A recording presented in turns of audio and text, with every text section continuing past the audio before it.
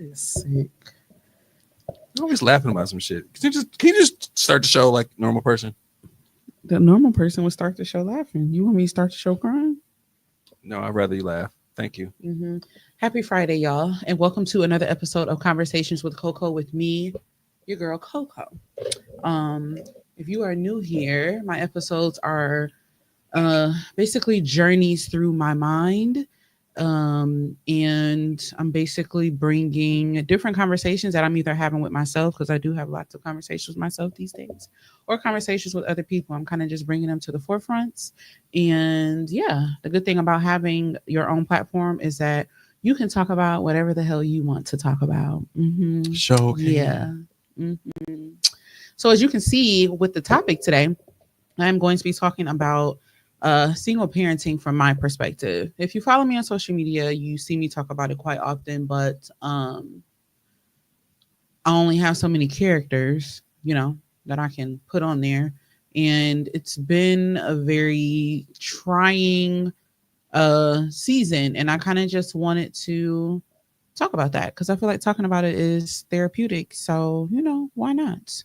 I do appreciate, I feel like appreciate is the right word. The feedback that I got on the last episode. I know the last episode was difficult for me, as well as the content, but it was well received. Of course, a lot of the feedback I got was from, people that are around me that did not even realize all of that stuff that had been going on. So I had kind of expected that. But overall, the feedback, as far as me opening up and talking about what I went through, was accepted. And yeah, I'm glad that I finally was able to kind of get that off of me and continue to move forward. So that felt good. You know what I appreciate? You know what I appreciate? Yes. Oh. I was like, tell me more. I appreciate that I get to produce a show that is not primarily speaking about all the topics that everybody talks about on all the other shows that I watch on snippets on TikTok and all those things. So thank you for bringing fresh and inviting and actually somewhat very transparent subject matter. Well, it might be too transparent depending on who you ask. But hey, like I said, when you got your own shit, you do what you want to do. But I appreciate that. I feel like that's my thing. I want to be different. And you got haters. So when you got haters, that means you blowing up in this bitch. I don't want to talk about like dating and relationships. And if I do, it has to be a different perspective. Like show after how many show, different topic conversations after can you topic, have? video, and nobody comes to a conclusion. We all talking about the same shit all the time. I am tired. I don't want to hear it.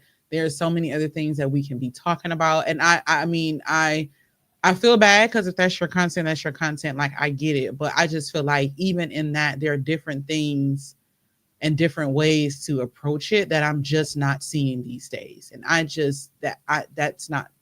Mm-mm. It's getting so bad that the negative He-Man Women Haters Club Negroes are out there saying a bunch of wild outlandish shit, and then the people who have like very sensible perspectives get shit on. Yeah. And then the He-Man the Women Haters Club cats are so far-fetched that actually some of the women are out there agreeing with the He-Man Man Hater Club. It's a wild place. It's crazy. They out there like for clicks will go out there and say some old like Candace Owens type shit just to be like just controversial. Mm-hmm. I'm like, and you become so overconsumed in it that it starts to change the way that you think and the way that you feel about the way you process and kind of how you move. And I talked about this on a few episodes ago. I think the episode that I talked about, what was the term I used? Something about men. I was on I did it so well, I forgot what I was talking about. Decentering men, when I talked about how you overconsume yourself in the content that you start looking at yourself like, damn, do I need to do that? Do I not need to do that? And that's just, I don't feel like doing that. So yes, I do appreciate that I do. I guess let's give updates since you want to talk about that. So I have going on.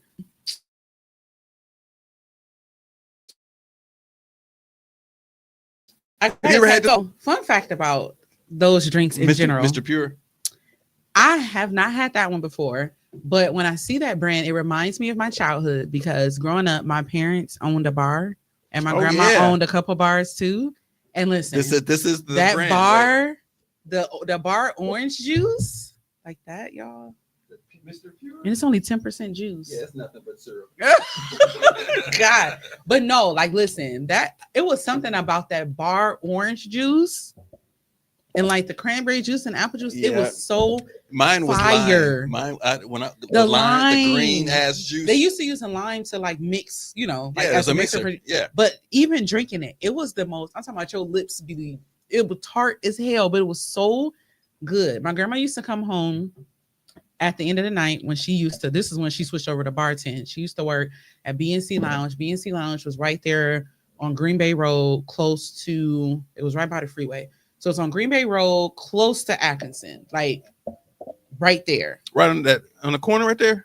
Yeah, it's like the corner and then the apartment across the street. I don't know if the apartment is still there. And then the freeway right behind the apartment. It was literally like right there. It's not there anymore, but it was right there. Atkinson. So you know I grew up on Atkinson, so I'm still trying to figure out. No, so we were just talking about this last episode. So remember I was telling you where, sadly, kind of where my niece passed? Yes. Okay, so remember I was telling you about where that gas station is? Yep. Okay, so let's say, for instance, you leave in that gas station and you... No. Okay, let's go back to the bridge. So you know where BP is. You cross the bridge and then you at the other gas station, right? Mm-hmm. So let's say you leave in BP, you cross the bridge, and then you hit a left. Now, you know, if you hit a left, you can either... You used to be able to get on the freeway right there, or you keep going straight. Okay, Washington right so if you keep going straight, right there. Yes. Or I think, is that Port Washington or that's Green Bay? That's Green Bay. So you were by the Milwaukee Community Journal. It was by the Milwaukee Community Journal right there. It's right across the street. It was something that was across the street from there. Yeah. And the building is gone, but that's where it used to be. I know exactly what you're talking about. Yeah. So I never used to, because Green Bay Avenue School's over there. Yep. Yeah. So she used to work at the bar that was right there. So she would come home at like 2:30 in the morning, because you know bars used to close like 2:30. She would come home after bar time, house full of grandkids, and she would bring us like the coldest, crisp orange juice. I would wake up out of my sleep just to drink that orange juice. Said that. I'm sorry. I thought it was muted. No, you knew that it wasn't muted. They about to see a fight for free in here. Because I told you not to do Ray J coming to Milwaukee in April. Y'all better recognize. I'm a Ray J fan. Not secondhand embarrassment is severe. Because why would he don't do that no more? Till my baby's born. If y'all hear Ray J again and you see me get up, I'm going over there and y'all just gonna hear a scuffle and the camera might fall down. And I'm gonna just come back and I'm gonna finish my show, because I told him before we started not to do that, and he did the very thing I asked him not to do because he hard-headed. Anyway, after what I was talking about. Oh, the juice. The crisp orange juice. But from yes, the bar. It used to be so good. So that actually brought back pleasant memories. Where did you get that from? A corner store? No, I went to drop my daughter off at the airport, and I went to the gas station, and they had They had a plethora of flavors. They had grape lemonade, peach lemonade, cherry lemonade. You know, Purple Source Rex was grape lemonade. You know that, right? Purple Source Rex Kool-Aid. I feel like I learned about that from you. I heard about that until you. That was grape lemonade. Because actually, we started making our own. We started with grape and put a grape pack and a lemonade pack in your Kool-Aid. I think I read something on social media. I don't know, or you might have talked about it on Breakfast Sandwich. Yeah, Purple Source Rex. Yeah, I don't think. Do they still sell that? I haven't bought a pack of Kool-Aid in so long. I haven't had Kool-Aid since college. Like a Kool-Aid packet? I've not went to the store and bought Kool-Aid since college. Really? Yes. I don't even know how much it costs now. It used to be like 25. It used to be 10 cents. 10? How about that? And then it went to a quarter. That's wild. Yeah, I'm a little older. A packet with some flavor and some sugar on it is insane. Okay, so I was doing updates. So I got a tattoo. Y'all probably can't see it because it's ashy.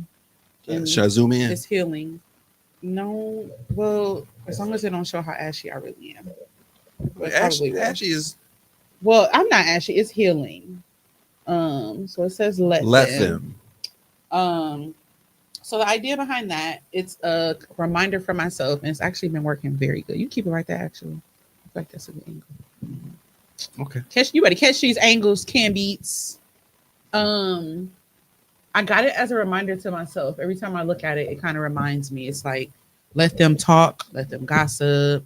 You know, if they want to choose somebody else over you, let them. If they want to leave, let them. If they want to, not see your worth, let them. Because at the end of the day, the only opinion that matters of you is the one that you have of yourself. Um, and don't let anybody take that away from you. So it's like, okay, let them. So it's a constant reminder to myself every time I see it. It didn't hurt as bad as I thought it was gonna hurt because the tattoos that I have. So now I have a total of 1, 2, 3. I have 4 tattoos, and I have 1, 2, 3, and I have 5 piercings. Um, I have already planned out my next tattoo with him. I'm probably gonna get that before the end of the year. If not, then maybe by the time my birthday comes. And then I do have another piercing or 2 I want to get. So I might do that next. I don't know if I'm going through a phase or something, but I feel like this tattoo gave me a little oomph. And I was already planning my other ones. But yeah, I'm excited about that. Let That's them. good. Let them. So that's always a reminder. Sometimes you gotta let people do the dumb shit that they do, baby, because what people think and feel about you is really not your business. And the thing And- about me is I'm gonna mind my business. And it's a reflection of them because if it is so important for you to put on paper, public, or call or text or whoever, tell them how you feel about them, you got some real internal problems. Because why is that so important for you to actually like? I would never, Especially text- anonymously. yeah, anonymously. That's real. That's some real bitch shit. Said Cam Beats. If you're listening. Yeah, I had a situation in the last, I think, like 2 weeks where somebody sent me an anonymous message through a Facebook page that sends anonymous messages on your behalf. Um, and it was basically telling me like, oh, like you complain all the time, your friend's fat and single. I am You're fat always single, nigga. you're Whole ass nigga. I'm assuming it's a nigga. And it's like, oh, it was just a bunch of like shit where it's like, number one, you could have really told me that like to my face. Number one. Number two, if you feel that way about me, then you can easily remove yourself. Like, why are you not removing yourself from a person if you feel that way about them? And why all my friends got to catch straight? He's like, first of all, here's the thing. All of my friends are not fat. And the even more hilarious thing is that most of my friends are married, are in relationships or married. So I'm not exactly sure. I'm not exactly sure. Like I sent it to a friend that's not fat, and I'm like, they called you fat, friend. And she was so mad about the rest of the message. She said it did not occur to me that I didn't call a fat and single straight. Like it. So I basically went on the rapture came and I cleared out my Facebook. I deleted so many people. I didn't delete as many people as I had planned to originally because there was many of y'all that were clapping please, which is actually it was absolutely hilarious. Love y'all down. I dared you. Deleting you is absolutely nothing. The craziest part about it is if I had, you wouldn't have noticed. You wouldn't have noticed until I asked you if you saw something or you were scrolling and I showed up in the people you may know. Whatever. Yeah. And this trigger finger is still happy. So you getting on my nerves, then delete, because I didn't delete a few more people after that. I don't got no time for it. Quiet. So yeah, it was unfortunate. I'd be lying if I said at first it was funny, but I think after I kind of let it sit, it did affect me because I'm not somebody who bothers anybody. I mind my business. I'm not in drama, mess. My name ain't ran through the streets. I don't have a bad reputation.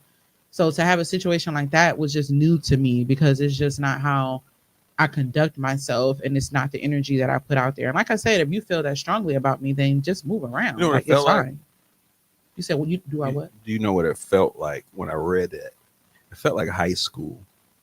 It I did. feel like some high school shit. Exactly. Like you could have just told me, like, if you want to have a conversation, let's talk. Like, why not? That reminds me of a girl I used to go with, and I went with her for 6-7 months, something like that, and then we just broke up, and then a new dude came to the school. I think he was like a freshman, sophomore, whatever. He came in, he started dating her, and started spreading a rumor that I was gay.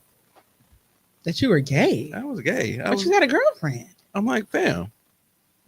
And back then I feel like that was like, oh, he gay. Yeah. He you know what I'm saying? Like it was a big thing. Well, I'm so comfortable with myself. It didn't bother me. And I was like, what? It's you can say nothing. This is ridiculous. That's where you went? Like, fam. Anyway. Right. Well, I was one of the dudes who had my ears pierced and all this stuff. I mean, you had your ears pierced? I had both of them pierced. Yeah, that was in the state. That was in an era where you had the little hoop. I had 2 hoops. Yeah. Hoop I had 2 hoops. with the Cartier glasses. And people was like, and that was like not faux pas, but that was like if you did that, it was like, oh, you either really, really staunch or you are gay. It was one of the two. Like at one point, if you had your one ear, if you had the wrong ear pierced, they labeled you gay. Like you had to have your left ear pierced. If you had your right ear pierced, you were gay. What made you get both of them? X-Clan, the rap group, because there was Africa. They was always promoting African shit, and Africans. There was no denying what you could pierce whatever the fuck you wanted to pierce in Africa. Yeah. Oh, wait. I mean, yeah. And my mother was like, "Yeah, go for it." Oh. It was like one of those things. Like she's so pro-black. She was you just let them close. I can actually see it from here. They still open. They're still open. Yep, I was 16. Bring back the hoop. Bring back the hoops. Now you remember the dudes used to wear? My ex used to have the biggest, ugliest. You remember when the dudes used to have them? I feel like they got them from the beauty supply store, but the squares. With that was so stupid. I used to hate that. So they used stupid. To be so big and ugly and just like fake. Yeah, I when I see old dudes wearing earrings, I kind of cringe a little bit. So I had to make sure. It looked like you're trying too hard. But I did when I went to go see Julius Caesar in New York on Broadway, and Denzel Washington was Brutus. Which he's not Julius Caesar, he's Brutus, which is still a star. But you didn't expect him to be the antagonist. He was supposed to be the protagonist. So we're watching, and everybody's acting and stuff, and he makes his appearance in like one of the acts, and we didn't expect him to come out. He came out, and it was a very intimate like setting where we were close and far at the same time, but we could see him. Yeah. The light was shining on that fucking earring so bright. Was it a stud or it was a stud? It was, I don't know what kind of diamond that shit was, but he turned his head and I was like, oh shit. That made me that made me want to ask. If I'm gonna have one, if you see me with an earring, it's gonna be like that. It's gonna be crystal clear diamond. And do you have 2 holes in one ear? I got 2 in one, and so you got 2 and then 1. 2 in 1. So you got all 3 of them at the same time? No, I got 2 in one, and then I went and got the second one. Oh, so when you first got them pierced, you just got 2 here. Yeah. Now did you have 2 actually hoops? I pierced the second one myself. I did the first one, and I did the second one myself. You had 2 hoops? No, I had a stud and a hoop. Stud and a hoop in one. And then I had How can I picture you with earrings? But you know what? I probably have another unpopular opinion because I feel like a lot of women don't care for it, and I don't know why. I guess it don't bother me because it's not whatever. But I don't mind seeing like a guy with a nose piercing. Like a small stud, or even I've seen like the guys with the hoop, and I feel like it matches their aesthetic. It don't bother me, but some women be like, ugh, and I'm like, I don't like the dudes that I've seen. I'm like, okay, like it looks good. It's nothing gaudy or nothing like flashy. It's just like some small, cute. I'm a little Renaissance-y. Like I don't do it, but I don't have a problem with people who do it. It's funny you say you kind of Renaissance-y because you got that hat on. Oh yeah, my paper boy. That's exactly what it reminds me of. It's a Timo hat. You be out like at, what, 5 a.m, one of your mini jobs throwing newspapers. No, this is my paint hat now. Really? Mm-hmm. You got to christen it. It don't got enough paint on it yet. No, I'm not gonna. It ain't your real paint hat then. What else do I have going on? I think that was pretty much the tattoo.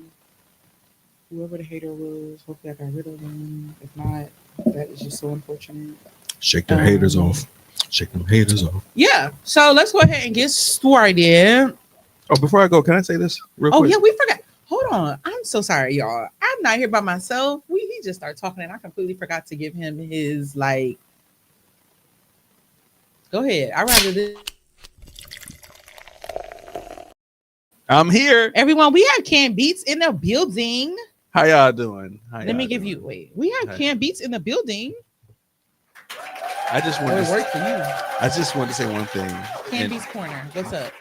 I want to send my heartfelt condolences to the family of Antoine Mack, the hip hop community, and all friends and family and fans all over the place who know Antoine Mack, the creator and inventor of the subgenre of hip hop, adult contemporary hip hop, passed away, and his homegoing service was today. It was outstanding. Every hip hop person in Milwaukee that I know was there, and then Speech from Arrested Development came and gave his condolences and actually even sang a couple songs during the service. So, and one thing that I did not know, and I've known him for a few years, I did not know that his name literally was Antoine Mack. I thought that was his rap name. I thought his name was Twan Mack. His last name was Mack. That's a pretty dope. That was pretty dope. That's so crazy. You know somebody for so long and you still learning like. That's like coming to my funeral and finding out this nigga's name is Canned Beats for real. Oh yeah. Yeah. But yes. Very unfortunate. It came out of nowhere. That was a huge loss for the hip hop community, not only in Milwaukee but worldwide. I'll say, right? He is a person who literally started his hip hop dream back when he was like a teenager, fell off, and he started all over again when he was like 47. He started his hip hop career all over in S47. Oh, look at that.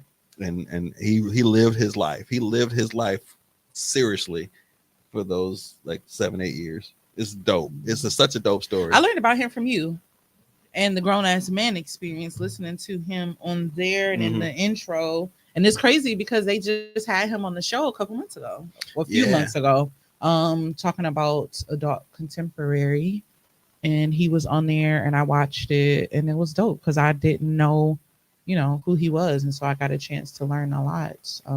I wish I could. See, I like shows like that where I'm learning things and I'm being introduced to new people. Like, that's the type of content that I like. Like, oh, who is this? Let me go listen or let me go learn more. That's what I like. The line to go up and talk was very long. I wish I would have said something, but I do want to say that the funny story that I had was we had him on the show and I was down here getting ready like I do, and nobody was here, and he had popped up in the studio section down here on StreamYard. And I opened it up. I was like, bro, you a little early. He's like, oh, word? All right, my bad. I'm civilized. I laughed so fucking hard at that. I was like, you civilized because you on time? That is civilized.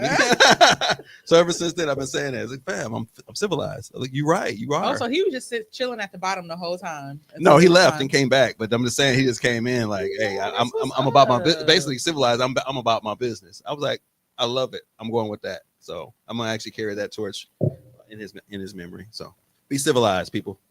Be civilized. Be civilized. Yeah. We didn't got a word today, but yes, that it's an unfortunate situation, but I'm glad that you got a chance to go and honor him. And you got to do what you told him that you said you was gonna do, because that last show you was like, oh, adult contemporary, gonna keep it going. I don't know how you're gonna do that. I don't know how I'm gonna do that, but we have to carry the torch. You do. It's only fitting. It's only fitting. He got his flowers while he was living. He was recognized by major hip hop artists. He got tweeted out, and he was mentioned in like an article that actually spoke about the topic, giving him credit. Because some people were saying like, "Hey, you've been talking about this." Like, no, actually, I'm going to give Twan Mack this credit. And I was like, they gave him his flowers. Literally, it's almost like he saw that and was like, I can go now. Aww. Which is I'm sure he didn't say that, but of course, it's pretty dope. So yeah, that's on you to kind of figure out what that looks like. Like, don't let it die. It doesn't have to be anything right now, but it kind of gives you something to, how do I keep this thing going? I appreciate the time to actually even speak on it. So it's Canned Beats Corner. I was gonna do that anyway, but we got sidetracked. 25 minutes of being sidetracked. But you know what? But it was worth it. This is Conversations with Coco. It with is. Coco. And these here's are- your host, And what did I Coco. say? I said conversation that I have with people and myself. And so, we're just bringing y'all in on it. So I appreciate Canby's Corner today. Does Canby's have anything else going on? He has a cotillion that's going on next weekend. He's been painting. Tommy Girl's in the cotillion. Hopefully she goes away with the crown of she will. Pauline Coggs. Let's speak it. She will. AKA Cotillion. 2000. It's the 50th annual. This is the 50th one. She won already. It's hers. It's hers. Period. She'll have a legacy because her sister won. Yay. 2015. So hopefully that she can become one. And you win because you survived it. Your last one. Well, how about this? The last dance practice is Friday, November 29th at the Barrett Center. You know what else has happened on Friday? Oh, the all black affairs at the Barrett Center. So we have dance practice down there, so I can get down there and make sure I get a parking spot. And what time is dance practice? It's like 5 to 9 or something like that. Well, that place, you ever been there before? Not since they renovated it. It's pretty big. When we went, we parked in the parking structure, but then it started at 5. So oof. Well, we might Uber. You know what? The traffic actually shouldn't be bad because that's the day after Thanksgiving. We might Uber. That's actually not a bad idea. Or get dropped off. We're not far. Or get dropped off. Yeah. Either or. We'll figure it out. Well, we all have to be down there, even Mom. So I don't know how we're gonna do this. You'll figure it out. That's for the practice. But it's but the good thing is you get there early enough so you get the first of the parking. It's November 30th at the Barrett Center. They said 700 tickets been sold. So whoa, it's gonna be crazy. 700 tickets. The Barrett Center is going to be cracking. Friday. Rick Ross, Tweet. Who else? Tweet gonna be there? Yeah. I know. As soon as I saw, I was like, ooh. I feel so bad because I don't know any other song. Like that's Brandon. Right. Brandon. That's all. Oh wait, no. I'm pretty sure I'll probably do another song. If I hear it, I'll know. But yeah, speaking of songs, let's go ahead and get into the mood segment for today. Like damn, she on move. Like damn. Now, what we are about to play is kind of funny, and it's only funny because people on TikTok, it's been like trendy, and the videos that people are putting with it have been absolutely hilarious. But it also fits with the theme of today. So we are going country today with a little bit of Reba McEntire.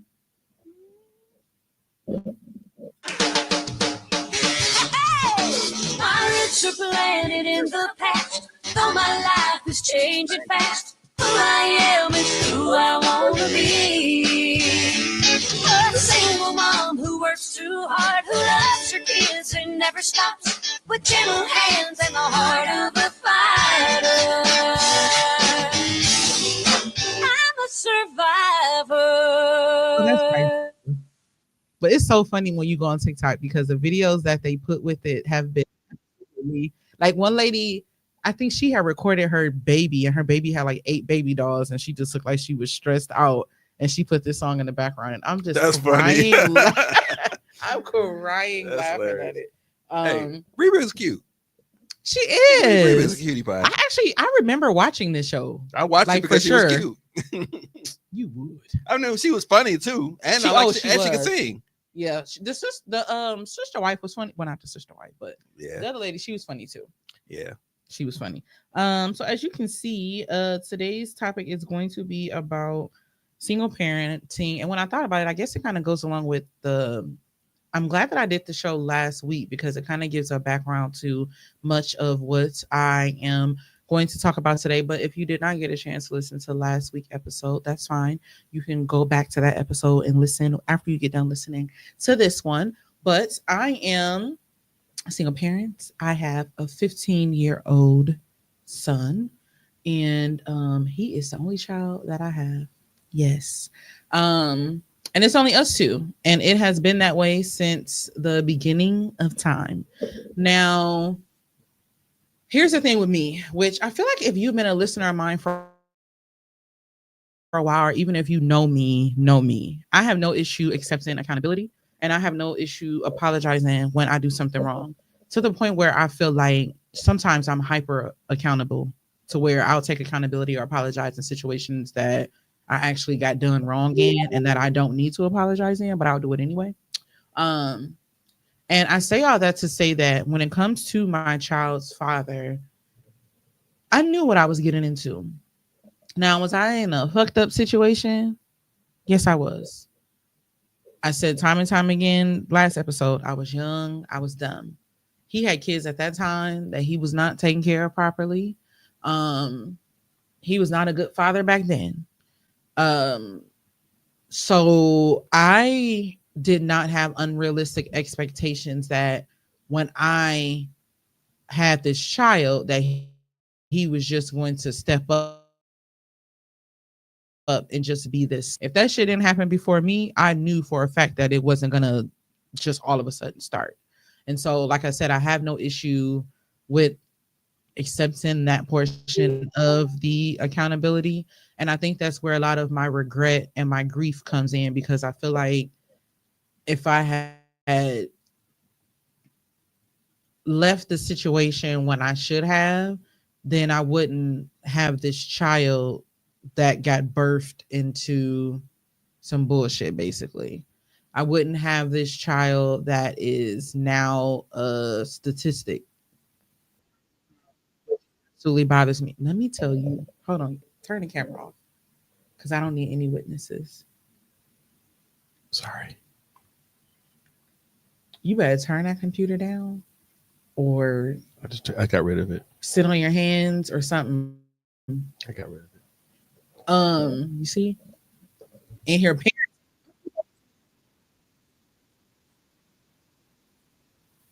I forgot about that video. I did. Yeah. I did. So while you doing that, thank you. I can show it. Yeah, Okay. go ahead and put that up there. But like I was saying, see, I got off track. Shoot. I'm messing up everything for you. I'm sorry. I got I'm off track. sorry. I was on a roll. What was I talking about? This is not my fault, y'all. Oh, the grief and like the regret that comes in with that, because like I said, I pretty much like I knew what was going on. Since he just put that video up there, let's go ahead and play that. I was queuing it up. You okay?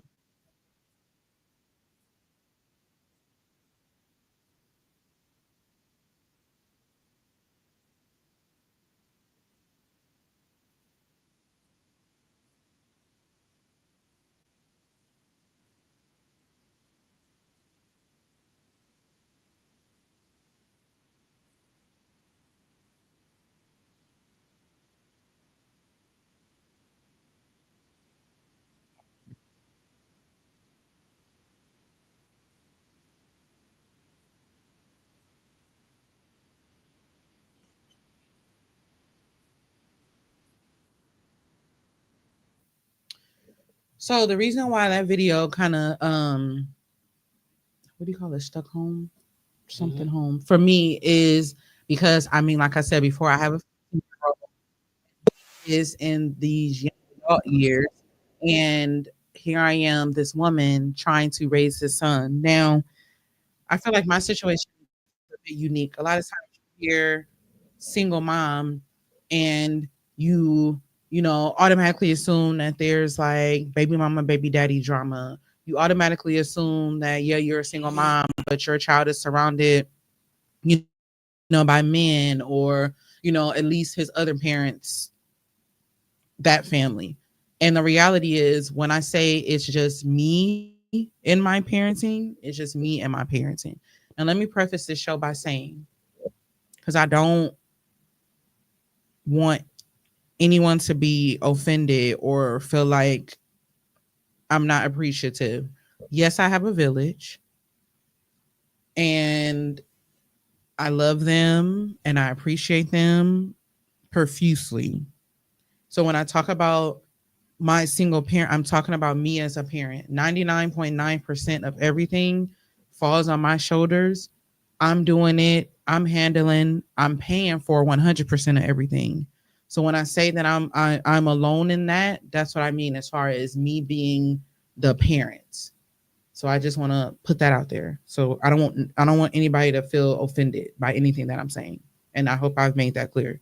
But yeah, like these young adult years, one thing that I've said on shows before, when I had my son, I did not know that it would be 15 years without me, like, being in like an actual relationship or even being married right now. Like I assume somewhere down the line that there would be a man in my life that would pick up slack.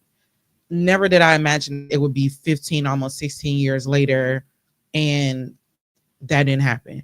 I didn't imagine that, he'll be 18 soon and I'm sending him out in the world without ever having been in a 2-parent household.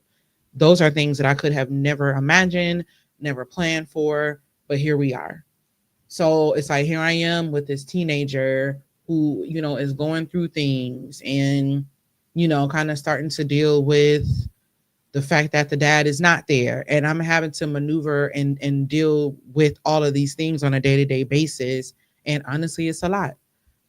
It's part of the reason why I came back home, because I wanted to be closer to my village. And if shit hit the fan, I didn't want to be thousands of miles away needing help with him. And I didn't have that. I am not in a situation where, I can lean on like a father of mine, to help raise my son. I'm not in a situation where, yes, I have men in my life. Like I have brothers, I have a dad. But, unfortunately, my son does not have a relationship with them. They're not, picking him up to get his hair cut, or, he's not calling them about like guy stuff. So he doesn't, up until this point, he did not have like that strong male influence aside from his godfather. Now he's had his godfather since he was about, I think he was 5, maybe 6. And so he can always pick up the phone and call, text him. They spend time together, but his godfather lives in another state. So, for him, it is easier to have somebody that's in his face, but that has not always been like our reality. What I am grateful for is that I will say recently, I have had, I would say several like men that have stepped up to really help me out with him. Like, for example, when it comes to Tommy, if I'm calling Tommy and I need something like regarding Dylan or I need help, like he's literally like Johnny on the spot. Really? All the time. Yeah. I mean, I would think so. And if it's something that I need and he can't deliver, then he's already figured out the solution. So I don't have to.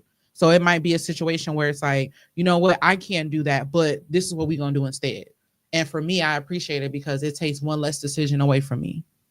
Let's say, for instance, my neighbor cuts hair. And so, he cut Dylan's hair. He kind of got on me a little bit. He was like, you did not have to book through the app. You're not paying full price. If you had, texted me and told me he needed a haircut, I would have brought him to work with me this morning at 9:30. And you could have just came to pick him up. Like, let's make this easy for you. And that's something that I appreciate because it's one less thing that I have to worry about. And even with my son's interaction with the barber, I appreciated it because Dylan kind of just got out the chair and was like, oh, thank you. And the barber, my neighbor was like, you're not going to shake up. You're not going to do like no greeting. No, like we got to fix that. And I appreciate those moments because as a woman, I don't think about things like that. But with men, it's like, okay, I just cut your hair, like shake my hand, like, dap me up. Like it's certain etiquette that I guess that goes along with that. And that's something that I can't teach him. That's something that he has to learn from men, but it's hard for him to learn that if he's not around men enough.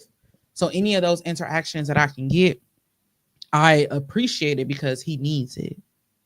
And it makes me, one of the things that makes me feel bad is you oftentimes see on social media, like, single moms take so much of the blame for damn near everything that goes wrong in the world. It's like, oh, he's a murderer. He was a single mom.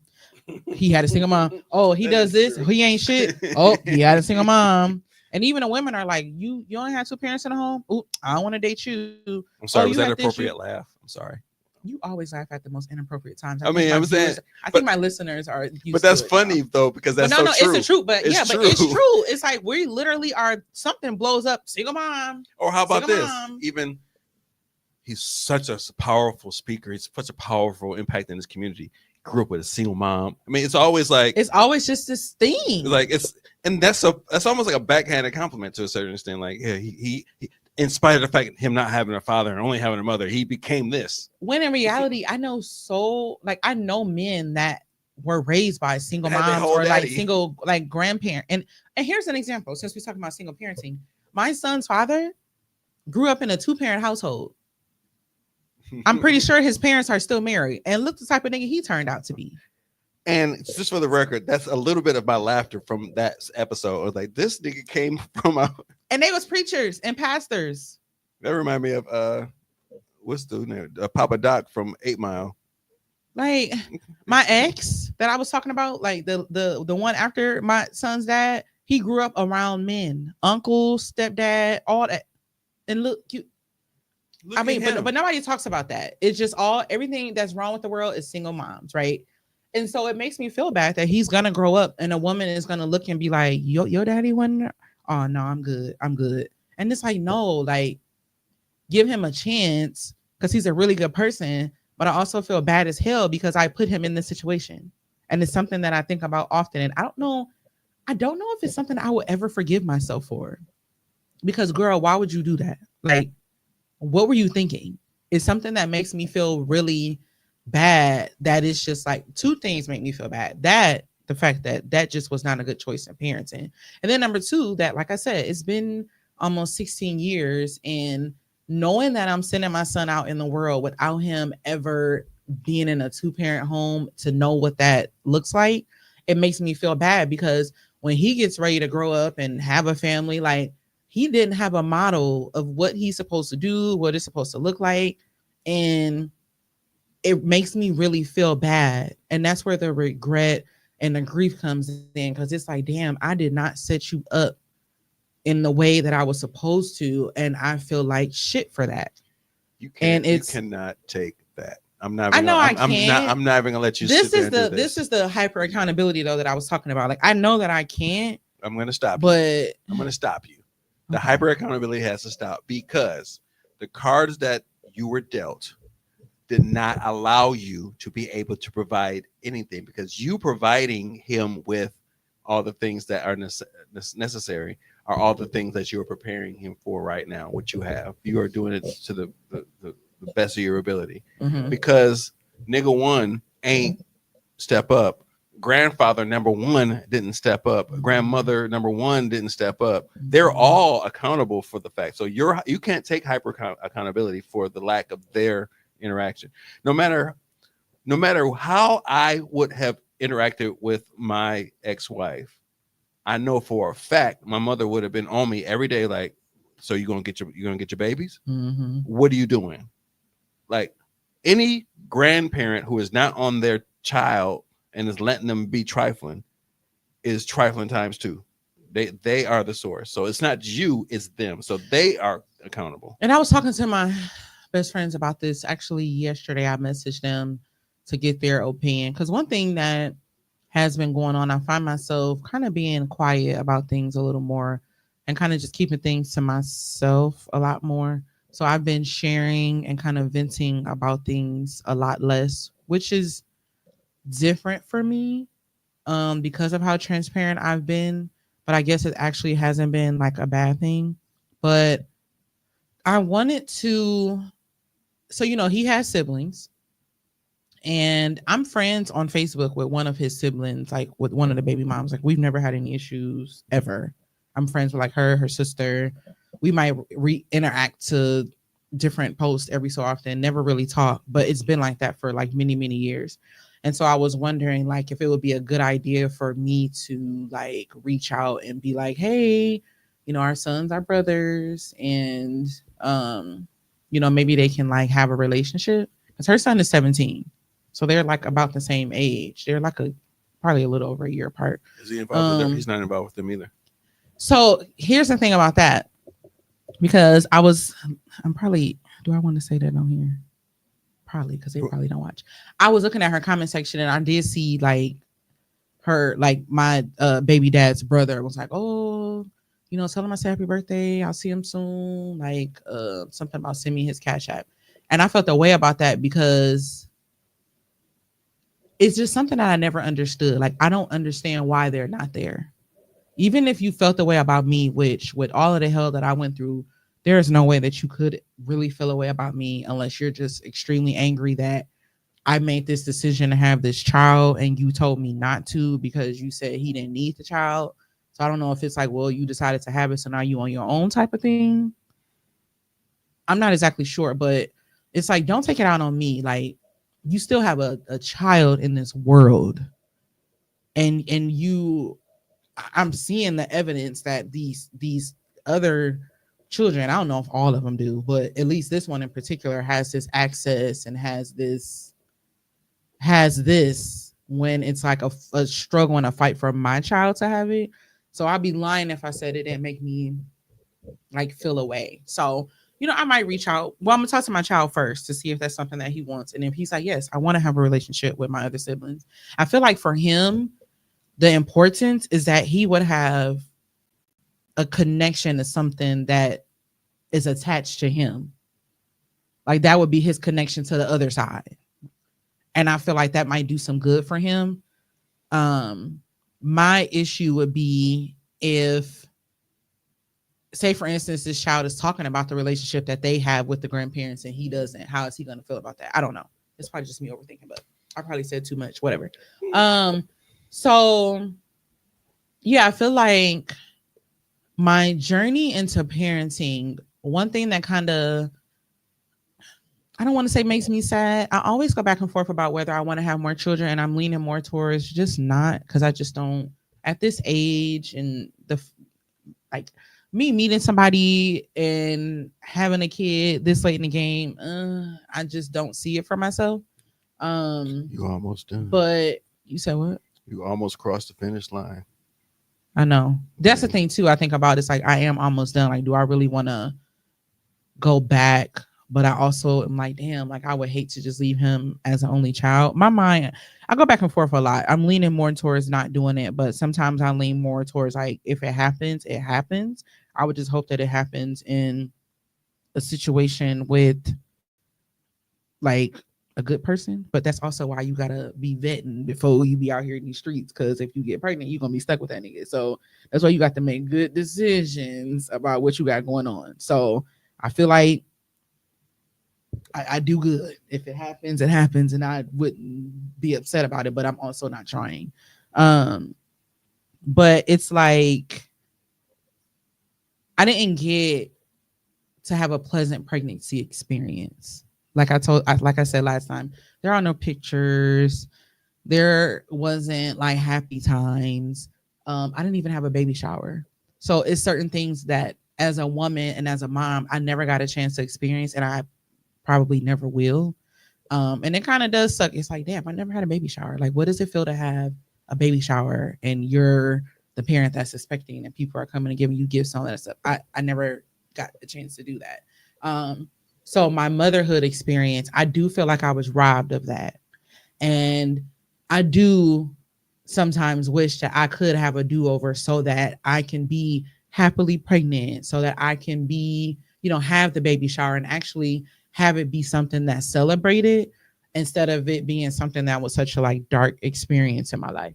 So I want to play 2 videos, and the 2 videos are going to talk about each woman is going to talk about single parenting and like their experience as like a mom. Now, both videos are going to pretty much be similar in topic and situations, but I'm going to let you know after I play both videos why I played both of them. Mm-hmm.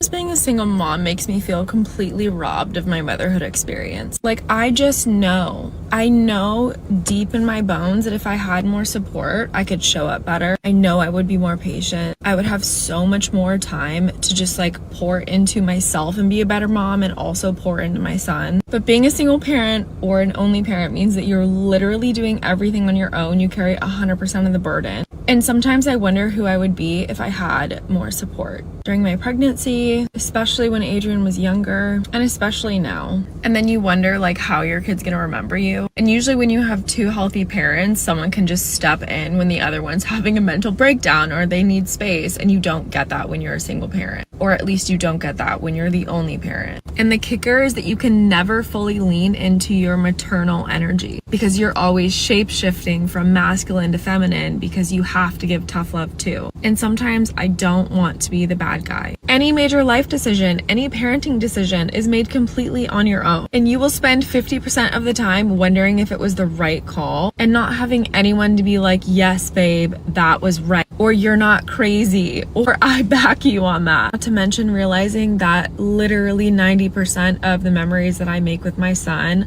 I'm the only one who will remember and I have no one to share them with because kids don't remember stuff. And I know I'm a good mom, but I just know it's not supposed to be this hard. That's interesting. So, I think listening to hers especially kind of made me emotional because she talked about how like you can't really lean in. It's like you're constantly switching between like this masculine and this feminine. And then like you have to be the bad guy when you don't always want to be the bad guy. And then you're sharing these memories with your kids on your own. And it's like they don't. There are a lot of things that we've done that he doesn't remember. And I don't have anybody to be like, oh, you remember when? No, because it was just us two. And so if he doesn't remember, then like he just doesn't remember. And He will. I feel like he he will, is always going to. He has seen me in survival mode for so long. Yeah, He'll remember though. he remembers a lot, but there are things that It'll be he things just that'll doesn't. trigger like, did that happen? And hopefully he has a relationship with you to be like, I remember this. Did this really happen? Kind of Yeah. thing? Yeah. So we'll play this next one. The worst part about being a single mom is you get robbed of a certain motherhood experience. It just doesn't exist for you when you're a single mom. You don't get to operate in a certain way because you're carrying a different type of load. And that I think is the most frustrating / heartbreaking thing because it's just like, damn, if I had a different level of support, the way that I could run, the way that I could carry it. And props for how you carry the load that you have, but it's just like you sit there and you think like, oh, how great could I have been had I had the certain level of support that I deserved during pregnancy, during raising your children, whatever that looks like. It's just like, I don't know, sometimes I have that moment of reflection where I'm like, wow, not only did you like not show up, you stole something from me. And that's really the thing that she said. It's like, not only did you show up, but you stole something from me. And it really just like makes you like angry. I feel like as a mom, I'm mostly overstimulated and overwhelmed more often times than not with everything that I have going on. And trying to get a child to understand that is so much. It's like so many days I wish I can come home after work and I can just have that time to be able to breathe and I can take that weight off and put it on somebody else. It's either you're cooking or, you know, you're dealing with him or you're doing this and you're doing that instead of taking off the work hat and then having to put on the mom hat and then the Kayla hat is somewhere completely in the corner. We don't know where it is. And then by the time I get that silence, I'm so exhausted with carrying the weight of the world. It's just like, who am I aside from his mom? You know, it's like this identity thing that's so overwhelming because it's like, Can I share a circumstance with you with them about you and the key thing? Is that fair game? Is it fair game? Yes. Okay, it's I very. have to run through it in my mind. It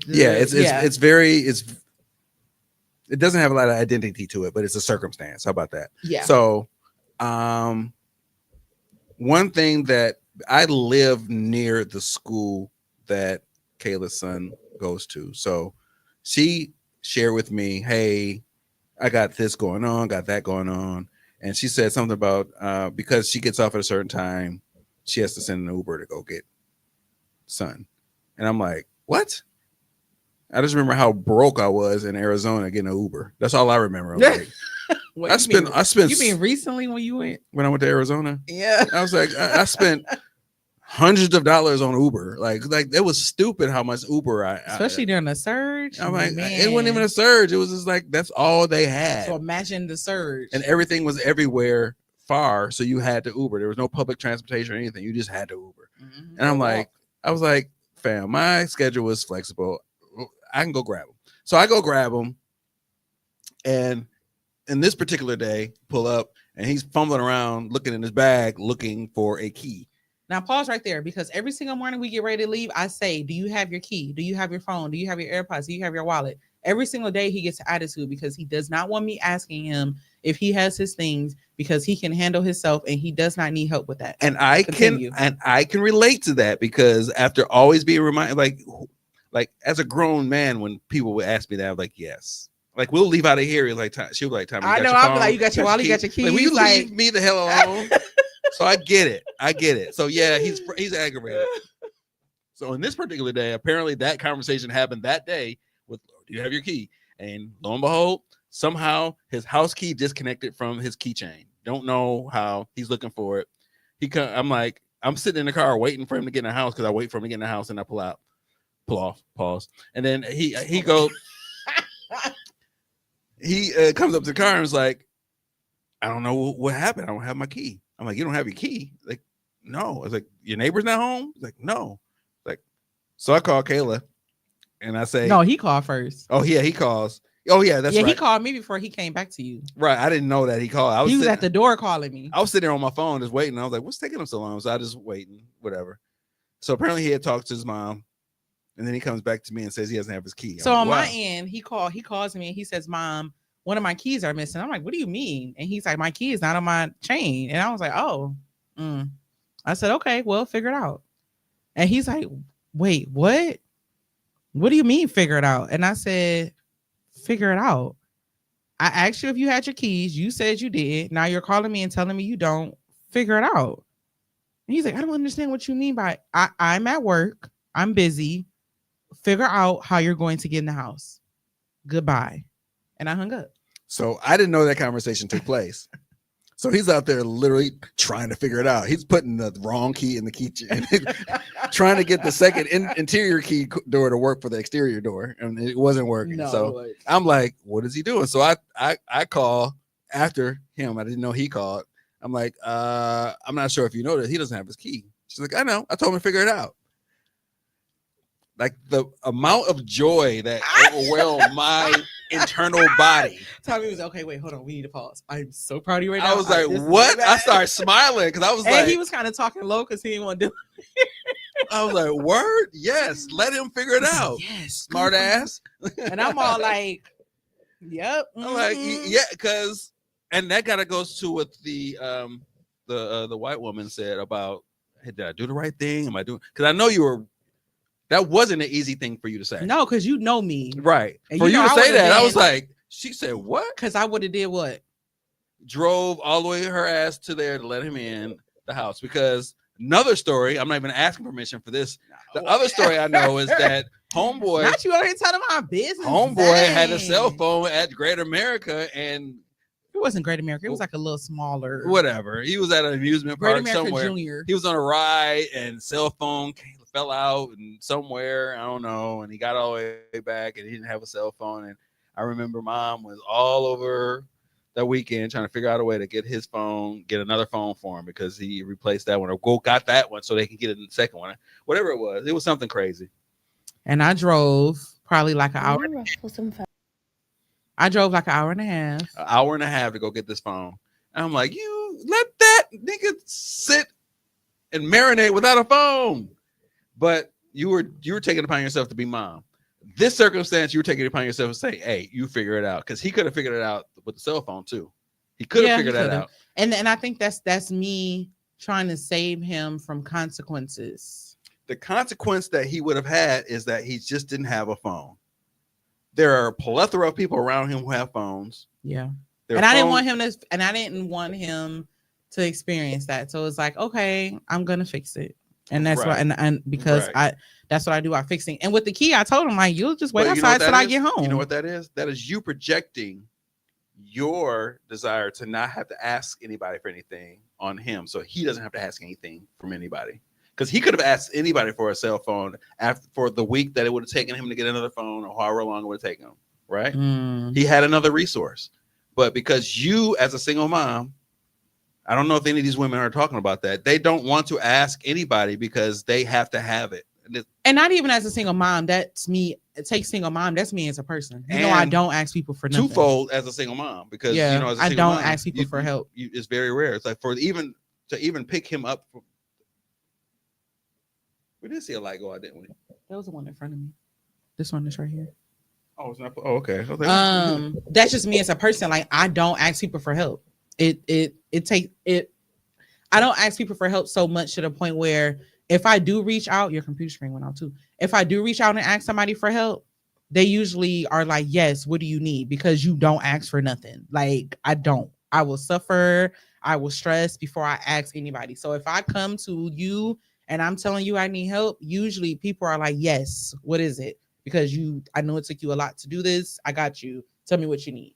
And so it could be part of that where it's just like, he's just gotten so used to me saving him that it's his expectation, but that doesn't help you problem solve. That don't help you figure stuff out. That don't help your thought process. Now, did I leave him outside? No. So let's rewind back to figure it out. So I'm up there celebrating, yay, figure it out. But I'm like, how did you figure it out? I'm here with him. What I got to do with him? Yeah, I'm like, okay, do I need to bring him to your job? I was going to drive him all the way to your job. And I told Tommy, I was like, he going to be at home with you and Tate and Kit Kat. As far as I'm concerned, I don't care. That's exactly what I told him. I said, you can take him home. I'll get him later. We were going to figure something. He was going to be there wherever you were. That's where he was going to end up. And I was like, okay, the only reason I did this next step is because I wasn't trying to have Tommy out there like that. Like, you doing me a favor. I'm not going to have you. It wasn't going to be that. It wasn't. I already applauded what happened. So I'm like, okay, I'm not going to have him involved, whatever. So I ended up having a call. I texted the landlord and I said, hey, are you nearby? My son's locked out. And the landlord's like, okay, hold on. And so I waited. 5 minutes later, he texted me back and he said the neighbor was on his way because the neighbor works up the street. So the neighbor showed up probably like 10 minutes later to let him in. Because I was even talking to the neighbor and I told the neighbor what happened. And he said what time he said. He was like, you ain't wrong. I did the same thing. He would have been outside. Like, he was sitting there waiting. My neighbor literally said the same thing. He was like, he said, you ain't wrong. You ain't wrong at all. But here you go.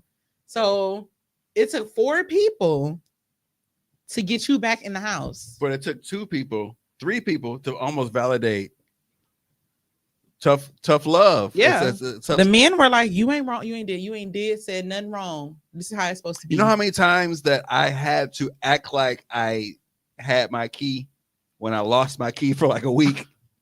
How you act like you had your key? Just act like I was coming home a little late and waited till somebody got home to get home. I walked around the neighborhood. I played basketball. I went to a friend's house. So what finally happened when you couldn't act no more? I found my key. Oh, okay. I remember when I lost my key once as a kid. I swear, anytime you lose your kid, your parents swear the whole hood about to be all up in your house. Right. Like, you lose your kids. Somebody walk around with the key, the address to your house. Yes. It's like, girl, what is the likelihood of that? They gonna find a key. They just gonna know what house it belongs to, ma'am. Just in the kitchen making sandwiches. Like, for real. Found this key.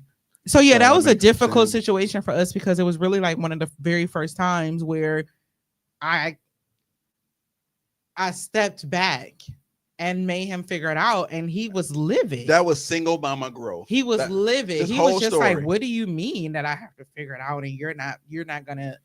You have to learn how to. Now this is the part. You have to learn how to problem solve. Now this is the part where you, as a single parent, actually does not benefit from having the father in the house, because what happened, what you figured it out for him, ended up being the safety net that he always gets, and almost doesn't even recognize what you did for him, and actually turned and actually was not understanding that he should have been thankful. Yeah. Whereas a father should be like, nigga, get your ass in there and thank your mama, because she didn't have to do that. You could have been sitting out on the porch waiting for her until the crickets start chirping, and you were just waiting. You've been outside for 2 hours. Because how many of us have had to do that? Mm-hmm. Like me, my whole game of rounding around the neighborhood without a key was me sitting on the porch basically because I didn't have no way to get in the house. I Yeah. had no way to get in the house.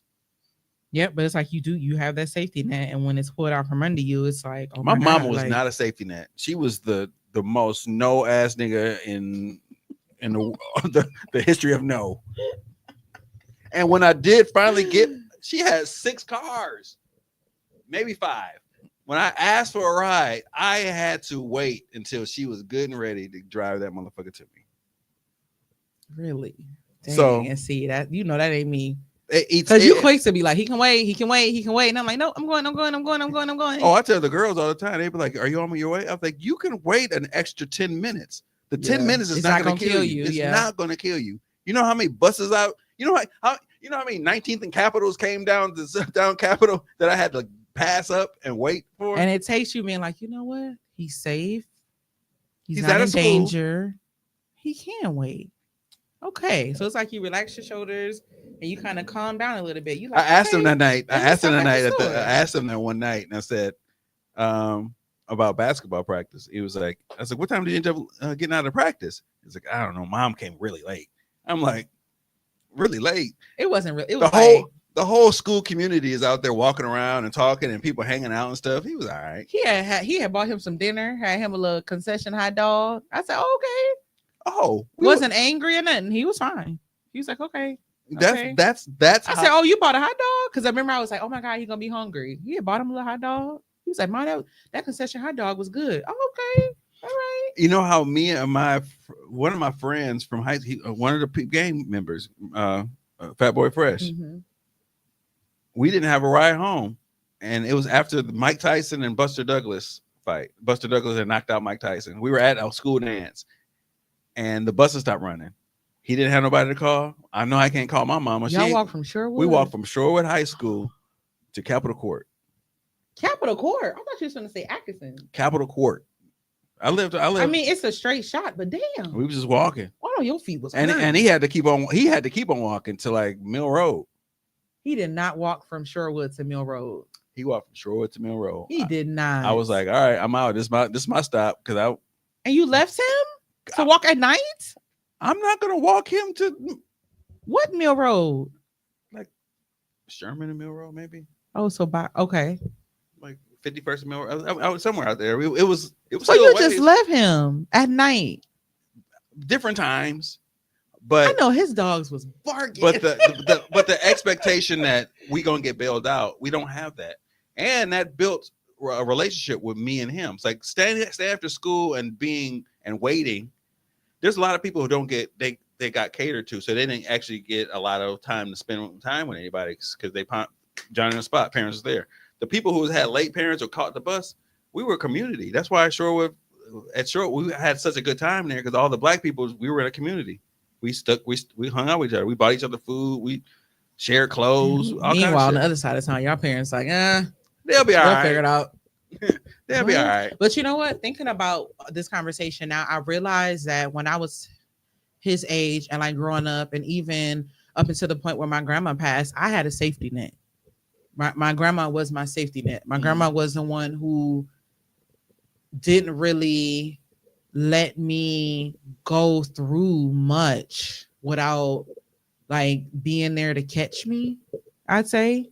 Now as a teenager, I don't think I needed a safety net. Like we didn't really do too much, or we wasn't really out running the streets, hanging out and all of that. Like, you know, I was home babysitting. Like my mom was really strict, so we wasn't going out and really doing things that normal high schoolers did. I wasn't at like football games and dances and stuff like that. Like we were really close to home, or we were with family.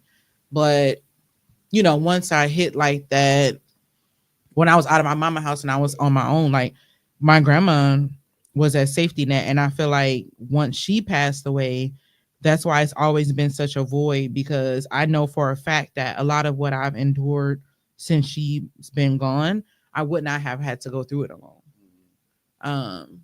So it's like that was ripped out from under me. So I think that's why I took and continue to take her death so hard, because it's like that was like my built-in safety net. And it's like you go into shock because it's like, well, what am I supposed to do about this? And it's still times to this day things are happening. I'm so used to picking up the phone and being like, grandma, like this is like, what am I supposed to do? And she'll be like, hey, this person gonna come and they gonna give you this, or hey, this person gonna come and they gonna pick you up, or go here at this time and tell them. Like, it was always it was figured out. Mm-hmm. And so it's like me trying to be that same thing for my kid.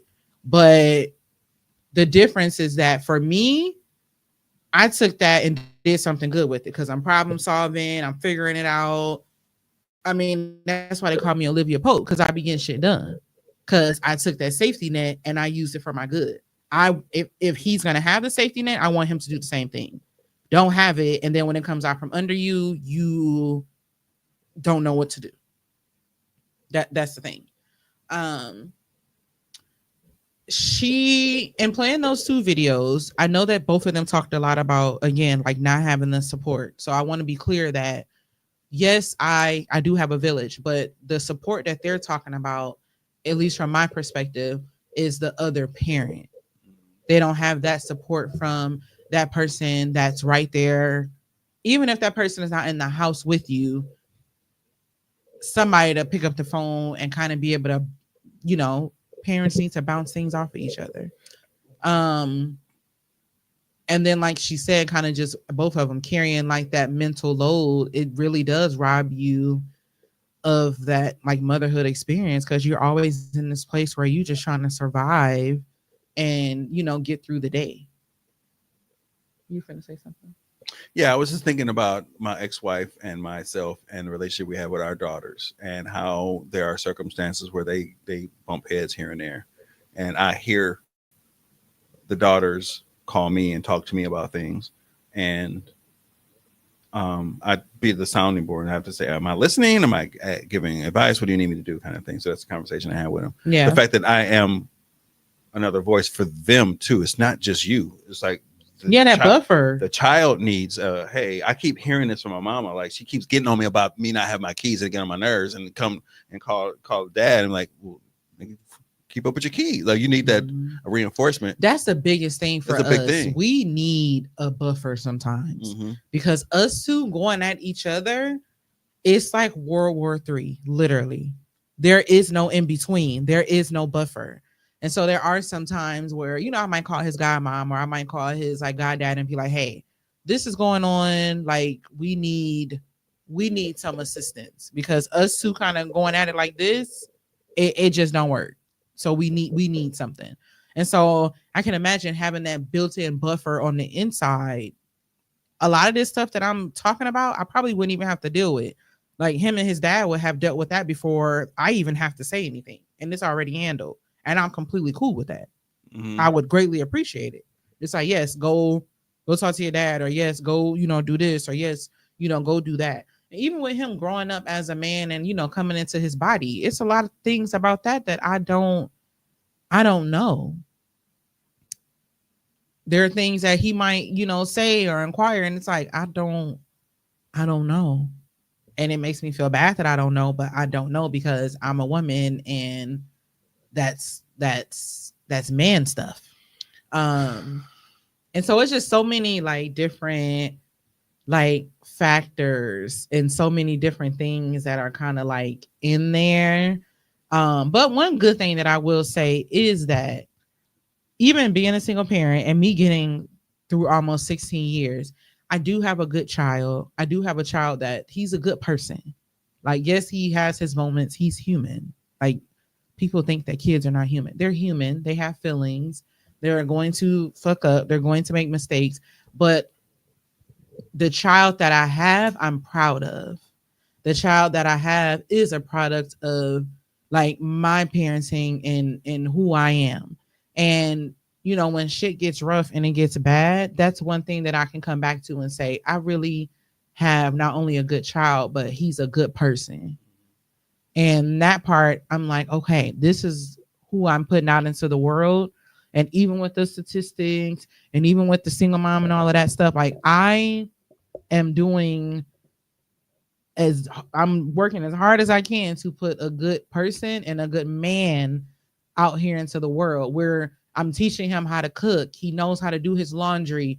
He knows how to keep himself clean. He knows how to, keep his area in his house clean. My goal every day is to make sure that the man that I'm putting out on the streets is not a burden to another woman or a burden or a detriment to like this world. Like that's my goal. A small victory. One thing that I mentioned to you that I recognize was, in spite of the fact that him feeling some type of personal way about you getting on him about not having his key and him getting in the house, he thanked the neighbor for letting him in the house. Yeah. He thanked me for waiting with him. Yeah. And even with that situation, those are manners. he came up with a written plan on things that he can do to improve. He came up with a written plan on how not to get himself into that situation again. And in that plan, he recognized that, yes, you are my mom, but you're also a human with feelings. And I need to do better about realizing that. And I need to do better in how I handle you in those moments, because you're more than just my mom. You're Kayla, like you're a person. Now, how many teenagers gonna sit down and write out a whole plan of a course of action on how to improve and not have themselves in that situation again? No. And he's done a great job doing what his plan states, and I'm proud of him for that. Like, how do I not get into this situation again? I see where it got me, and I don't want to be here again. So what do I need to do to change and grow? What do I need to do to be? And I tell him all the time, like, yeah, I'm your mom, but we're a team. It's just us two. We got to work together. How do we work together to get us to the common goal of just getting through the damn day? How do we do that? What needs to happen? And so when I put it like that and I include him on that and kind of lets him know, like, okay, I'm a part of this as well. Like, yes, she's the mom, but there are certain decisions that include me as well. And I need to keep that in mind. I mean, he has a job. Do he like working? No, but he like making money. And so it's teaching him responsibility, it's teaching him budgeting and, financial literacy, something that as a teenager, I didn't have anybody telling me about budgeting and finances. I was making my money and I was spending it. But with him, it's like, no, you got paid, transfer money over into your savings. So now he has a savings that's looking amazing, because this is what I'm going through with him, because I want to make sure that you have your finances in order. One thing that you had kind of just got on is you talked about your ex-wife, your children, and you. So you all are in a situation where you're not, well, it depends. Let me ask you before I play this next video, because this is something that I feel like can be controversial depending on who you ask. When you think of a single parent, what is your definition of a single parent? Don't be deep about it. Like your personal definition about a single parent. No, I have an answer. A single parent is a parent who is raising a child without the help of the other parent who helped procreate the child or their family. Okay. When you hear the term solo parent, what is that? Solo parent is a parent who actually has access to said procreator or procreator family, and they are not actually actively helping. And if you do get help from them, it's because you asked or you had to almost beg to get the help. So would you, in your situation right now, would you consider yourself a single parent or a solo parent? I consider myself a co-parent. A co-parent. Yeah. Okay. I consider myself a co-parent. Okay. And what's the definition of that? The co-parent is two people who procreated and recognize that because their relationship is not functional, they still have children to raise, and that the children's issues don't interfere with the relationship of the parents. We just know that we have a job to do for them. I like that. I don't think I was expecting you to do the co-parent spin, but I like that. Yeah, I mean it, and it makes complete sense. It does. I mean, the other part to this Because is you could be considered a single parent because you're single. Like when the kids are with you, it's like you're that parent at that. Oh. It could be, you know what I'm saying? I mean, Depending on who you I know ask. for a fact that I'm not doing it by myself. I know I'm not. And even financially, when it is tough on me, I know that she's got you it. have somebody else to lean on. And when Yeah. I also know that I would owe her if I didn't have it. You know what I'm saying? If I Yeah. don't have it, I know I'm in debt to her, so I have to make up for it somehow. So Yeah. I'm gonna do this. I'm gonna do that. Do you need me to do this? Ask me, because a lot of stuff is. Some of y'all, I'll say women. Some women feel the need to actually bear the burden and not ask anything, even though the person is there. Regardless, even if the person is there. So instead of the person asking, say they have the kid ask, like, hey, ask your dad. I get that a lot. So Yeah. I know when they're asking me for something, it's because they were put up to it. It's not that I'm not going to actually provide for it. I just don't know what they need. I feel like a lot of times as single parents, and this is something that my experience has been, and we kind of go, and then we'll start wrapping it up. I feel like a lot of times my experience and my feelings get discredited, more oftentimes than not. And I think that's why when it comes to my journey, I'm kind of mindful about how and when and where I open up about it, because I don't want to go through my feelings being discredited. And what I mean by that is you'll have situations where you talk about being a single parent and then you have somebody that's married and they're like, oh, well, you know, we're parents too, even though, you know, we're married and we go through things, you know, as well. And there are times where we have to do things by ourselves. And it's like, yes, I understand that as a married couple, there are times where you might have to parent alone.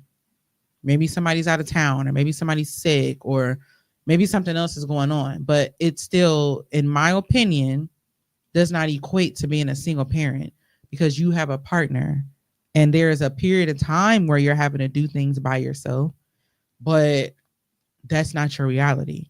Now, I also understand, and I don't know if you've ever heard of this term, but there's a thing called a married single mom. So you are married, y'all live in a house together, mom and dad, both of you are there, but the wife literally moves and does everything as a single parent, and the guy is just a body in the house. So I've heard about that. That was me as many a times. That was me as a married man. Many times. It's like the mom is doing the cooking, the cleaning, the finance, anything kid related. The mom is on her own, even though there's a man, a husband, the dad is there in the house. She is functioning as a single parent, like I would, but she's married. I can if I can clarify just a little bit. That was me, but that was because not that I was the breadwinner, but I was the person that was making the most money, and I was working.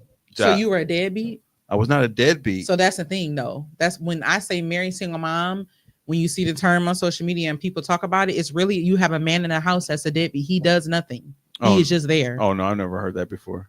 So it's like to the point where you would leave him with the kids. He don't know who's allergic, who's supposed to do this, where they clothes at, what size diaper, how do I change, how many ounces. He knows nothing. Oh no, I'm speaking from the behalf of in the event when we talked about one of the reasons why the divorce took place was more so because she was by herself. Yeah, I was working a lot. I was. She might have been like a married single mom. Yeah, the check was. I think the check is yours. Like, hey, but I got to do this. But I have as a to dad, do this. you were not there as much as you. I was not in the house as much because you were providing. Right, but on the weekends, that was our thing. We did the weekends, but during the week, she was mom. Yes, I feel like it's a bit different. It's kind of in the same neighborhood, but it's the fact that at least as a dad, if in a pinch, if she was on vacation or there was an emergency, you're not running around like a chicken with your head cut off because you don't know your kids. I know my kid. The thing about it is that this is the funny thing. She would be like, like up in arms about, man, this is that. It's so hard, blah, blah, blah. And she would go somewhere and I would have the kids. I'm like, it's a breeze. Let's go. Let's roll. I got 3 more days. Let's go. Yeah. Only thing I couldn't do was hair. That was a hard thing for me. Yeah. I could not do hair, but I could do everything else. Yeah, I think because dad's just going to get you through the day. They don't care about all the extra stuff. Have you eaten? Are you clean? Even if you're not clean, are you clean enough? Are you safe? Okay, we good. Let's go. They had a That you really know, be it's but gonna the be flip the side- very bare minimum. the flip side is I was literally what do you call it? Because she set up a good tune of procedures and routines, I was benefiting from the system that was already set. So she would be gone and the system was set, and they they knew already what on the schedule. they kind of knew what they was doing. And I was like, they don't even need me to say But that's shit. the same with my child though. Like we have systems and structures and routines set up. I can move and do whatever I need to do, and he good. Mhm. Like even Tommy be laughing at him because Dylan will be like, I take my shower at 7:30. If it's anything that's gonna keep me from taking my shower at 7:30 p.m., I don't want to do it. I don't want to go. I don't want to be there Hey, there because was I take over my there- shower at 7:30. There was open gym from like 6 to 9:30 or something Dylan was like like, that. no, I take my I, shower. I at said I can't go to 7:30. open gym. I was like, why not? I was like, I gotta get my shower. I gotta get to bed. I'm like, fam. And I didn't set that schedule. He did that for himself. Like, but when you have system as a single parent, having systems and structures and routines in place is key, is vital. Because if not, you're gonna be driving yourself crazy. I learned that 1 year in. He was 1 year old and it was 10 o'clock at night, and we were still up together. And I'm trying to do work. I'm trying to do homework, and it's 10 o'clock and the toddler is running around. This can't happen like this. And that's when I learned about a bedtime. Take your ass to bed at 9 o'clock. And then I realized, like, oh, okay, cool. That's why to this day, yes, he's 15, but he go to bed at 9:30. He wants to stay up later, but for what? Why you want to stay up later? He's gonna end up You being don't need to. he's gonna end up being Taj. He literally he'll be like, can I stay up later? Can I stay? No, for what? I let him stay up later a couple days ago. Guess who had to knock on his door to wake him up the next morning? Because you ain't used to being up that late. Taj's schedule Take your ass to bed. since an infant. Taj's schedule: 9 o'clock sleep, 12 o'clock feed, 3 o'clock feed, 6 o'clock feed, and then she's up. She's going to be 28 in January. Her schedule is still. I call her and she was like, Dad, I'm getting ready for bed. I was like, are you elderly? Like, what are you? It's 9 o'clock. Like, what are you doing? Yeah, but what time she get up? Early. No, because she calls me and she's on her way to work at like 8:30. So she's not even up like super early. She better have a routine. Shout out to her. I love a routine. I have it's a routine household. I'm trying to get myself on a routine because it just works for us.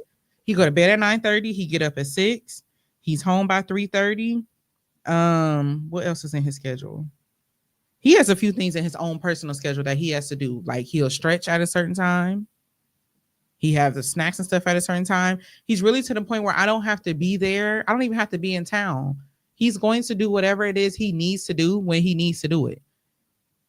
It was one time I went out of town and I told my mom, hey, can you call him at this time to make sure that he leaves out for school and that he does. My mama called him and she was like, he was up. The blinds was open. He was on his way out the door 5 minutes before you said he normally does. Thank you. Because this is, hey, I want to stress myself out less. Let's do this schedule. Let's do this routine. You know, that, yeah. But I had asked about the solo parenting because you'll see on social media a lot, people will post that they're solo parenting versus single parenting. And solo parenting is just like my spouse is out of town and I got the kids by myself, or like you said, they might be in a situation where they're not together, but they don't consider themselves a single parent. They're a solo parenting at that time. But like I was saying before, so many times people have been like, yeah, well, you know, I'm married, but that doesn't mean that I don't, you know, have to solo parent. I don't have to single parent sometime. And so that's the video that I was gonna play. And once we play that video, then we're gonna wrap it up. We out. Because I'm hungry and the restaurant closes I at 10. literally don't care because I've been seeing so many of these videos online and they're irking my soul. Yes, that's But when people talk about solo parenting in the context of like, oh, solo parenting, I understand what it's like to be a single parent. No, you don't. No, you don't. Dealing with like your children and the home and all of those like responsibilities, dealing with that and having to do like bath time routine and all that kind of stuff like by yourself because like your partner is out at work does not equate single parenthood. You don't understand, okay? Being a single parent means you have to make the money and do bath time. You have to do every single thing and you don't have help, you don't have support, you do it all. So I really, it's like insensitive when people compare the two. Solo parenting can be hard, okay? But it is not compared to being a single parent. It's just the two are not equal. They're really not. And people view it as that. And like she said, like it could be so insensitive. It's like, dude, you are solo parenting. And this is not your everyday reality. Like it to me and it is, baby, it's not the same. My situation is an anomaly, and I accept it. It's not. I don't realize that's an anomaly because I know that people work so hard to make their co-parenting situation difficult, or they don't have the opportunity to. And I feel like all you hear more about difficult co-parenting situations than you do about the situations like yours where it's like this is what it is. This is what it is. Yeah, it's like this is what it is, and it's to the point where it gets such a negative connotation that if you meet somebody and they tell you that they have a good relationship with their ex-wife or like the mother of their children, you start to think something. There's something else going on. They must be smashing. Yeah, it's like this is healthy. This is what it's supposed to look like. This is what it's supposed to look like. But we've been brainwashed to believe that it's supposed to be otherwise, and that's not the case. Mm-hmm. It's not. Well, so it's good that you have like a healthy situation and y'all have a common goal in mind. It's these kids, and we got to do what we need to. Even though these children are grown, we still have these children. We have the relationship that regardless of who we're with, if we called each other and say, hey, I need such and such. It goes without saying. It's like say less. And that's how it's supposed to be. Like we need to hear and see more of those. I see so many videos where it's like, oh, my ex-husband's like new wife, like we're best friends, or oh, my ex-husband is going to play golf with my new husband. And people are like, what do you mean? Why not? We're a family at this point. Right. Why not get along? Like, we've normalized conflict, and it sucks. Yeah. And I would not have an issue with that. Like, girl, yes, come on. The more the merrier. Like, let's take care of these kids. How are we gonna figure this out? Sure, yes. Our relationship it's community. Our relationship was so cordial at one point that I had an ex be like, why don't you just go be with her? It was really weird that was the insecurity on their part. Because why would that be? I would want a man who has that healthy of a relationship with their significant, with their ex. Well, what happens? I would want to see you. I would love to see that. There is an insecurity because what happens is a huge insecurity. What happens is if you are that person and you see that this relationship is happening, you're kind of figuring out, well, what is my role? And I feel like that's not what you should be trying to figure out. Like it just, to me, seeing a situation like yours is just a testament in my mind. From a relationship aspect, it speaks to who you are as a person, your character, how you handle conflict, how you maneuver through things. It tells me the type of dad that you are. Like it's showing me so many different things, and not in a bad way. So yeah, but that's kind of just been the journey. It's like I said, it's a lot of lows, but there are highs as well. And I just feel like it's kind of really been a struggle lately. I think for me, I really just need to figure out the identity aspects and getting back to who I am as an individual, because my fear is that, and it's coming, soon, he'll be grown and on his own. And it's like, and not anywhere near me, we might be in two completely different, states, living situations. And actually, I know that we will be. I don't want to get to that point and I'm like, damn, who am I? What do I like? What don't I like? What do I want to do? What don't I want to do? Like, I don't want to be figuring that out. So I think now I'm just trying to figure out how to be this mom and how to be Kayla and who she is and what she wants to do. So I'm, almost 16 years later, like still trying to figure out that balance. So yeah. So yeah, that's that. As far as my WTF moment of the week.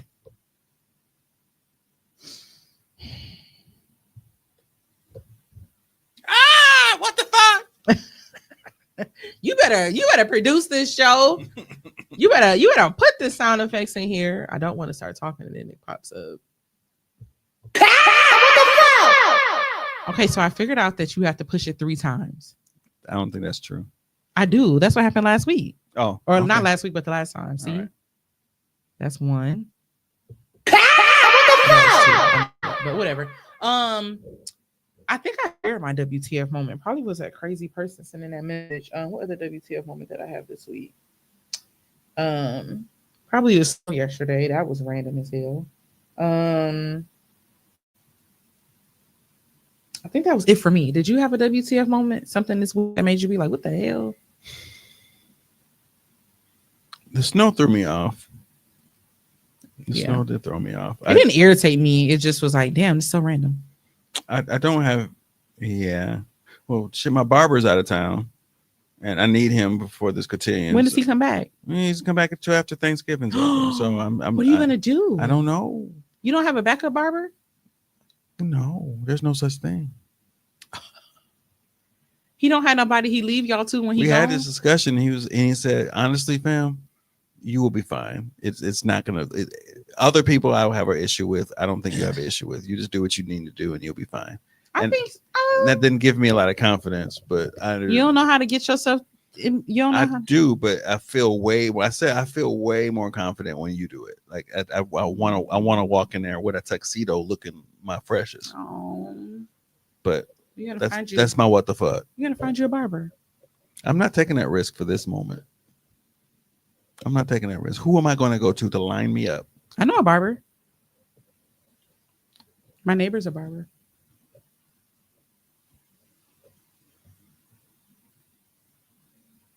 Well, that's okay. You got the curls for the girls. Go ahead and get your do your little 10 million products. I use Cantu I hate Cantu. and Gummy. And what? Gummy. It's called Gummy. It's a gel. Tommy knew he was coming to record my show today, so he put his curls under that hat because he already knew how I was coming. I see you. He already knew how I was coming. He knew them curls was gonna put his I saw a to shame. picture. I saw a So he picture. put his under a hat because Wait, he let me- already knew how I was coming. Let me find Okay. let me find this old video I was looking at earlier today. Like, oh my goodness, I was killing him. What's wrong with me? Not your hair blowing through the wind. Whatever, y'all. I forgot about that one. Yes, that one's funny. But yeah, that's all I got for y'all today. I appreciate you for tuning in to another episode of Conversations with Coco. I cannot believe that next week is Thanksgiving already. That is like insanity. It is. Like, this is my busy time of year. I got Thanksgiving next week, and then I'm pretty much busy every single weekend after that. My work holiday party is coming up, so I got to figure out what I'm gonna wear for that. I'm a date to another holiday party, so I have to figure that one out. And when I say I be on dates, y'all, my friends been taking me out on dates. It don't be no nigga. It be my friends. And that's just fine with me for now. But yes, I hope you all have a safe and happy Thanksgiving. We are traveling. Not looking forward to this drive, but I'm gonna bust it down like I know how to do. And I'm excited for this food. Y'all, I'm in charge of the macaroni and cheese this year. I'm in charge of the macaroni and cheese for Thanksgiving. The pressure is on. I got to make the macaroni and cheese, and I'm making roast. So I have to make, and we have 31 people. You slow cooking the roast? Or you? I'm put the roast in the oven, low and slow, and then put together my macaroni and cheese. My macaroni and cheese got kudos the last Has time. anybody ever grilled a roast? I think I want to see. Why would you do that? I guess that would be like a brisket. I guess that would be a brisket. Because it wouldn't get tender. Oh, they can get tender if you If you smoke grill it? If you smoke it, yeah, you smoke that mug. That Ooh. might be great. You got a smoker? No, but you can create a smoker with your grill. You ever did it before? I've done it with turkey. You created a smoker with the turkey? Somewhat. You kind of put the charcoal around the outside of the grill and put You know what we should do? We should get a roast and experiment. Let's grill a roast. I might try that this week. No, I'm talking about when I can. And I might try it for Thanksgiving because I do I'm just not gonna be here. I'm talking about try it for when I can. so you can taste You it. see what you do? You see how I said we should do an experiment, and you automatically excluded me from the Well, experiment. you about to drive? Where you going? But you could. But at any time we can do the roast. But you excluded me ASAP. You see how you just did?